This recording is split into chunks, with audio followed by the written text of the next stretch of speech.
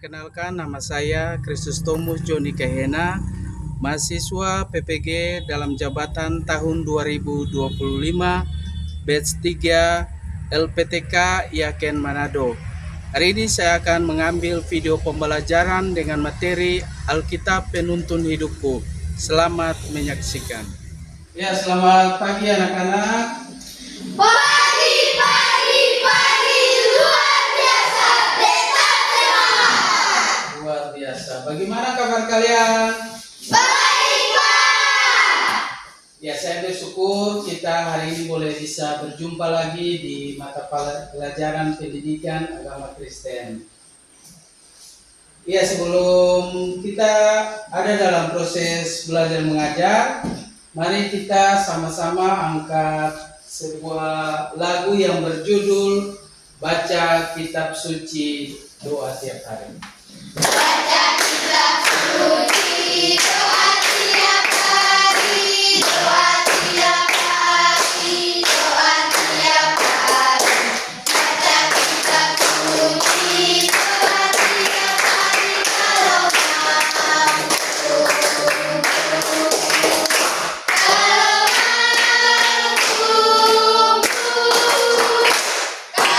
beri haleluya. Baca kitab suci, doa tiap hari, kalau mampu. Oke, saya minta kesediaan dari salah seorang siswa untuk bisa membawakan kita dalam doa.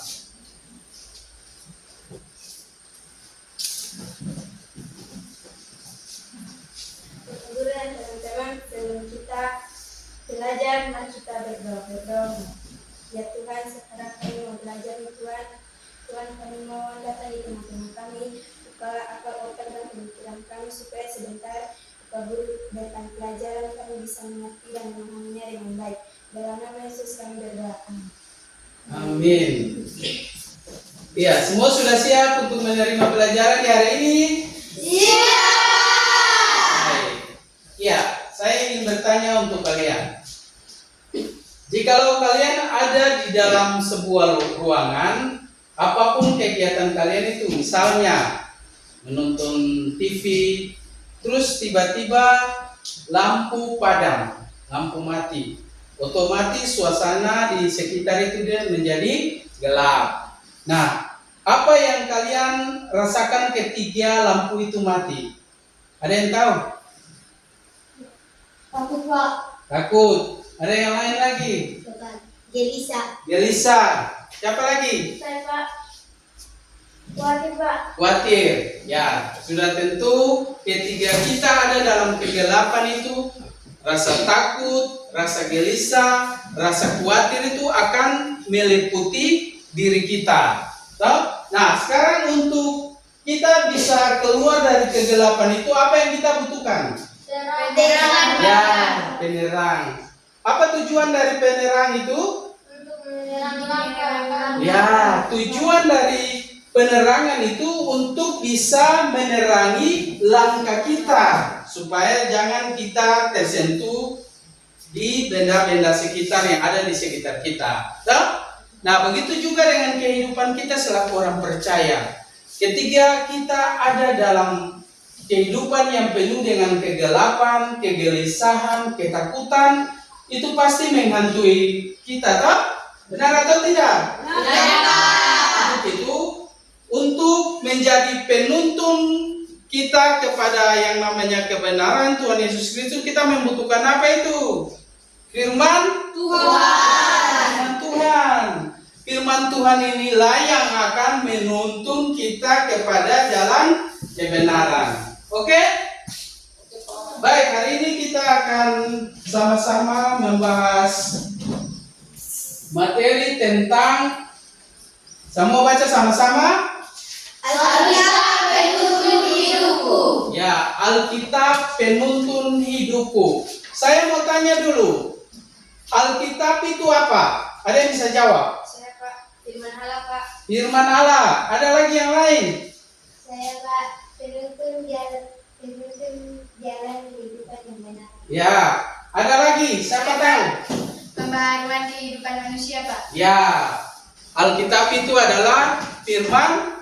Nah, sekarang ada beberapa tujuan pembelajaran yang akan kita capai. Yang pertama itu memahami Alkitab sebagai firman Allah. Yang kedua, menjabarkan secara garis-garis besar isi Alkitab. Yang ketiga, menjelaskan fungsi Alkitab bagi orang Kristen. Dan yang terakhir menceritakan sikap yang baik dan benar pada saat membaca Alkitab. Oke, kita lanjut. Nah, kalau kita baca di 2 Timotius 3 ayat 16, di situ dia katakan bahwa segala tulisan yang diilhamkan oleh Allah memang bermanfaat untuk mengajar, menyatakan kesalahan dan memperbaiki kelakuan dan mendidik orang dalam kebenaran. Jadi Alkitab ini dia merupakan tulisan yang sudah diilhamkan oleh Allah, sudah diturunkan oleh Allah untuk manfaatnya untuk mengajar dan menyatakan kesalahan, bahkan memperbaiki kesalahan yang ada pada diri kita. Nah, yang berikut kalau kita baca di dalam Mazmur 19 ayat 105, di situ dia katakan bahwa firman-Mu itu pelita bagi kakiku dan terang bagi jalanku. Tadi di awal kan saya bilang toh, bahwa kalau kita ada dalam kegelapan, kita harus butuh terang untuk bisa keluar dari kegelapan itu. Sama dengan ini. Nah, Mazmur 119 ini dia bilang bahwa firman-Mu itu pelita bagiku dan terang bagi jalanku. Jadi kalau orang hidup sesuai dengan apa yang difirmankan oleh Tuhan itu, dia pun hidup itu terang. Dia sudah tidak lagi hidup dalam kegelapan. Oke, yang berikut. Nah, sekarang garis-garis besar. Alkitab terbagi atas berapa bagian? 2, Pak. Alkitab terbagi atas 2 bagian, yaitu Perjanjian Lama dan Perjanjian Baru. Perjanjian Lama dan Perjanjian Baru. Nah, Perjanjian Baru itu dia terdiri dari berapa kitab? 27. Hah? 27 kitab. Perjanjian Lama 39. Jadi Alkitab itu tadi dia terbagi atas 2 bagian, yaitu Perjanjian Lama dan Perjanjian Baru. Nah, Perjanjian Lama adalah kitab hukum atau yang biasa kita sebut dengan kitab Taurat. Jadi kitab Taurat atau kitab hukum ini ada 5, yaitu Kejadian, Keluaran, Imamat, Bilangan, dan Ulangan. Itu kitab yang disebut dengan Taurat atau kitab hukum. Yang berikut, kitab sejarah. Kitab sejarah ini ada terdiri dari 12 kitab. Ya, kitab sejarah ini terdiri dari 12 kitab, yaitu Yosua, Hakim-Hakim, Rut, 1 dan 2 Samuel, 1 dan 2 Raja-Raja, 1 dan 2 Tawarik, Esra, Nehemia, dan Ester. Lalu yang berikut, kitab puisi atau hikmat. Ini terdapat 5 kitab, yaitu Ayub, Mazmur, Amsal, Pengkhotbah, dan Kidung Agung. Yang berikut, kitab-kitab Nabi. Ada 5 kitab besar, yaitu kitab 5 Nabi, dan kitab kecil itu berjumlah 12 kitab. Nah, kalau 5 kitab besar ini adalah Yesaya, Yeremia, Ratapan, Yehezkel, Daniel. Nah, sedangkan kitab Nabi kecil ini 12 kitab itu Hosea sampai dengan Malek, itu 12 kitab. Nah, sekarang itu tadi Perjanjian Lama, toh? Sekarang Perjanjian Baru. Perjanjian Baru ini dia juga terbagi atas beberapa kitab. Toh?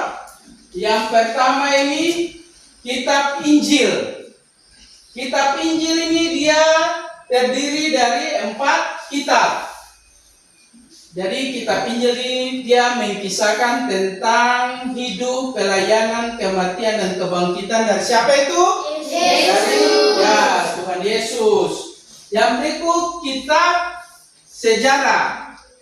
Sejarah gereja itu terdapat 1 kitab. Jadi kisah para rasul. Jadi dia menceritakan tentang pelayanan para rasul. Ya, yang berikut kitab surat-surat.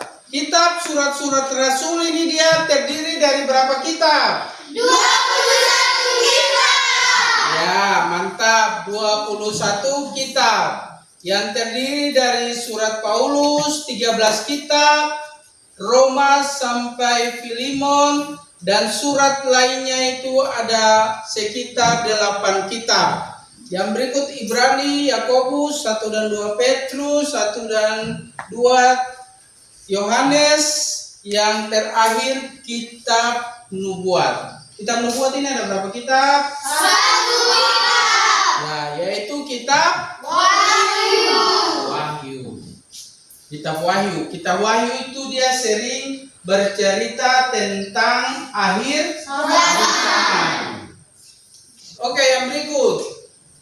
Fungsi Alkitab sebagai penuntun hidupku. Jadi ada fungsi dari Alkitab ini sebagai penuntun hidup. Yang pertama itu sebagai apa? Ya. Yang pertama itu sebagai sumber kebenaran. Jadi Alkitab ini dia mengajarkan nilai-nilai hidup yang benar. Yang kedua, sebagai Pedoman moral. ya, sebagai pedoman moral. Jadi memberi panduan dalam membuat keputusan yang baik. Yang ketiga, Sebagai pedoman dalam masalah. ya, Alkitab ini juga dia sebagai penolong ketika kita ada dalam masalah. Yang berikut sebagai alat pertumbuhan rohani. Ya, jadi membantu kita bertumbuh dalam iman kepada siapa itu? Kepada Yesus Kristus. Nah, itu bisa kita baca di Mazmur 119 ayat 105 itu, firman-Mu itu pelita bagi kakiku dan terang bagi Jalanku. Oke, baik. Yang berikut ada beberapa contoh sikap yang baik dan benar saat membaca Alkitab. Yang pertama itu apa itu? Berdoa terlebih dahulu. Ya. Jadi sebelum membaca, berdoa agar Tuhan memberikan hikmat dan pengetahuan. Jadi sebelum membaca Alkitab itu kita berdoa dulu. Berdoa minta tuntunan Roh Kudus supaya firman Tuhan yang kita baca ini dapat kita pahami dan kita bisa melakukannya dalam seluruh kehidupan kita. Itu yang pertama. Yang kedua, Membaca dengan hati yang tulus. Yang kedua ini membaca dengan hati yang tulus. Artinya ketika kita sudah siap untuk membaca firman Tuhan, kita harus siapkan hati. Yang pikiran ada di tempat lain, baru kita baca, tidak boleh. Kita siapkan hati, fokus hati cuma buat siapa itu? Tuhan. Yang ketiga, Membaca dengan konsentrasi dan tenang. kita membaca Alkitab itu kita harus membaca dengan konsentrasi. Jadi hindari gangguan, pilih tempat yang tenang agar kita fokus. Yang paling bagus itu kalian di kamar, tutup pintu, lalu kalian baca. Atau bangun pagi sebelum beraktivitas baca dulu Alkitab 1 ayat 2 ayat supaya memperkuat kita punya iman dalam menjalani aktivitas. Oke, yang berikut membaca dengan rasa hormat. Jadi kita menghargai Alkitab sebagai firman Tuhan, bukan sekedar baca saja. Kita baca firman Tuhan, kita baca Alkitab ini beda dengan kita baca buku cerita. Kalau buku cerita itu dia berisikan dongeng-dongeng. Tapi kalau Alkitab itu dia penuh dengan firman Tuhan. Jadi kalau kita baca Alkitab itu berarti kita harus bacanya dengan rasa hormat. Karena Alkitab ini berisikan firman Tuhan. Lalu yang berikut, yang kelima, merenungkan firman yang dibaca. Jadi kalau kita baca Alkitab selesai, kita merenungkan. Oh iya, tadi firman Tuhan ini dia bercerita tentang apa, dia mengatakan apa, dia mengajak kita untuk apa. Jangan kita baca lalu dia berlalu begitu saja, tidak boleh. Tetapi kita merenungkan firman itu dan bahkan kita melakukannya dalam seluruh hidup dan kehidupan kita sebagai orang percaya. Yang berikut, yang keenam, Mencatat ayat penting atau pesan pribadi. Yang keenam ini mencatat ayat penting atau pesan pribadi. Jadi membuat catatan, membantu mengingat dan menerapkan firman dalam kehidupan sehari-hari. Jadi mungkin ada ayat-ayat emas yang perlu kita ambil sebagai motivasi bagi kita catat itu. Catat, oh firman ini paling bagus sih.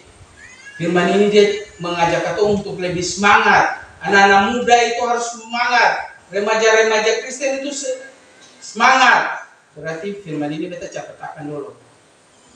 Firman ini saya catat supaya jadi pegangan untuk saya. Yang berikut, yang ketujuh, apa itu?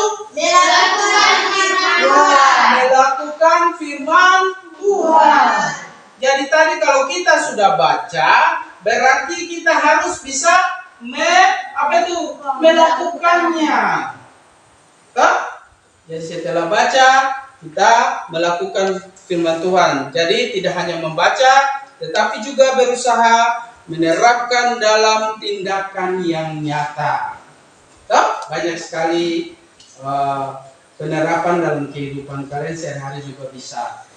Yang mencerminkan bahwa kalian ini adalah anak-anak yang rajin membaca Alkitab. Oke, sekarang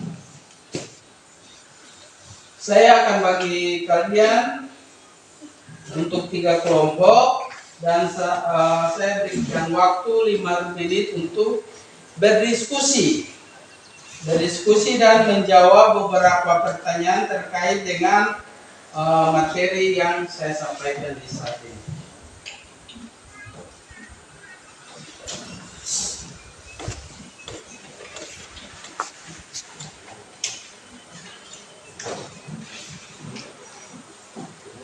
Saya kasih waktu 5 menit untuk berdiskusi.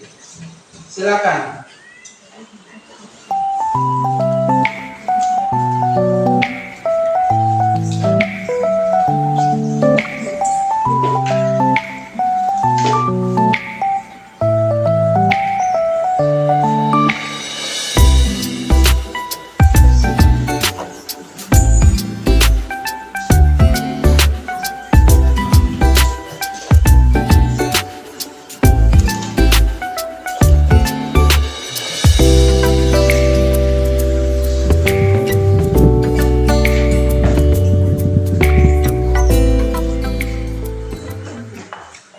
Ya baik, waktu diskusi telah selesai. Untuk itu saya memberikan kesempatan untuk tiap kelompok dia maju ke depan mempresentasikan dia punya hasil pekerjaan.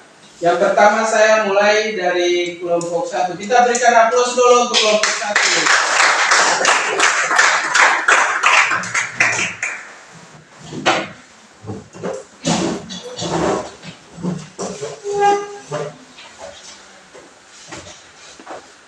Ya Pak Guru dan teman-teman, terima kasih atas kesempatan yang diberikan kepada kami kelompok 1 untuk mempresentasikan hasil kerja kelompok kami. Yang pertama, apa yang kamu ketahui tentang Alkitab? Jawabannya adalah Alkitab adalah kitab suci yang dianggap sebagai firman Tuhan oleh umat Kristen. Kata Alkitab sendiri berasal dari bahasa Yunani di Biblia yang berarti buku-buku. Karena Alkitab terdiri dari kumpulan kitab-kitab yang ditulis oleh banyak penulis dalam rentang waktu lebih dari 1000 tahun. Yang kedua, mengapa orang Kristen perlu membaca Alkitab? Karena Alkitab adalah pedoman hidup, sumber ajaran iman, moral, dan pengenalan akan Tuhan. Banyak yang meyakini bahwa kitab ini diilhamkan oleh Allah, walau ditulis oleh manusia, sehingga kita perlu membaca agar kehidupan kita diberkati oleh Tuhan. Oke, baik. Kita berikan aplaus dulu untuk yang berikut, kelompok 2. Saya persilakan ke depan untuk mempertanggungjawabkan hasil kerja kalian.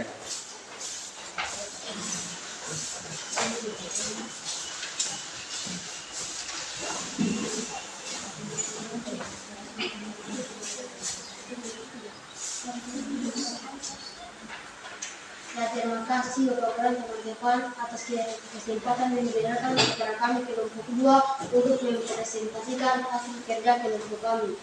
Yang nomor ketiga, apa yang dikatakan Mazmur 119 ayat 105 tentang firman Tuhan? Jawaban, firman-Mu itu pelita bagi kakiku dan terang bagi jalanku.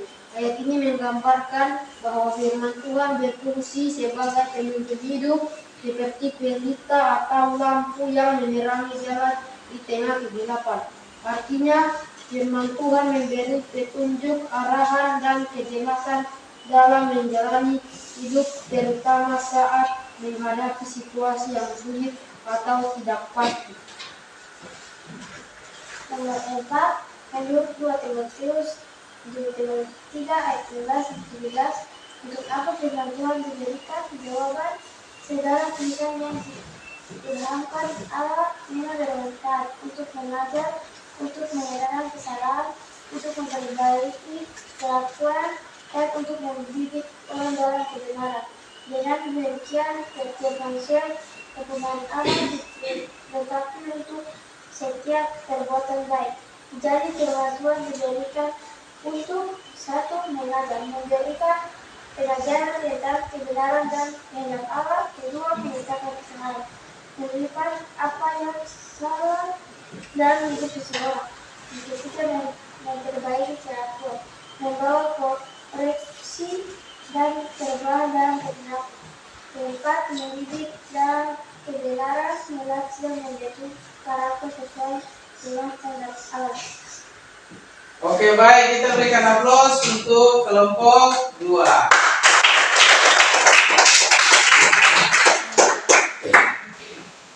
Oke, sekarang kelompok yang terakhir, silakan maju ke depan untuk mempertanggungjawabkan pekerjaan kelompok kalian. Silakan.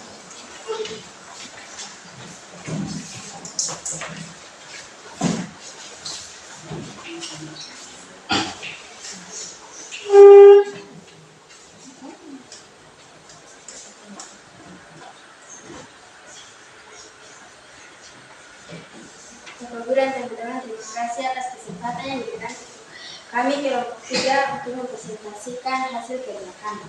Nomor yang kelima, tuliskan 1 pengalaman ketika kamu menghadapi firman Tuhan menolongmu dalam menghadapi suatu masalah. Jawaban, suatu waktu saya pernah merasa sangat tertekan karena mengalami kegagalan dalam ujian yang sangat penting.